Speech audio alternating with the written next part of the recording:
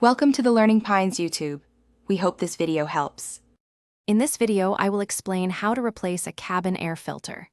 This simple maintenance task improves air quality inside your vehicle and helps your HVAC system run efficiently. First, make sure you have a new filter and any basic tools, like a small pick or screwdriver, if needed. Park your vehicle safely, turn off the engine, and then open your glove box, removing everything inside. Next, carefully detach the small dampening arm located on the right side of the glove box. This arm controls how smoothly the glove box opens. Once it's disconnected, gently push inward on both sides of the glove box.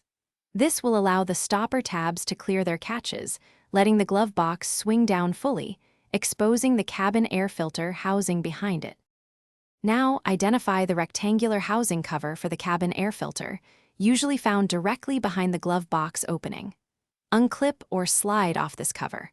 You might need a small pick tool to help pull out the old filter, as it can be a tight fit. Once removed, clean any debris. Then, slide in your new filter, ensuring the airflow arrow points correctly, typically towards the rear of the vehicle or downwards.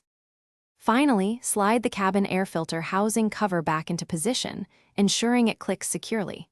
Then, lift the glove box, pushing in the sides again to clear the stopper tabs and guide it back into its normal closed position. Don't forget to reattach the dampening arm on the right side. You've successfully replaced your cabin air filter. For other great deals, and to make meal prep easy, check the link in the description for leak-proof containers. Thanks for watching. Consider subscribing if we helped you.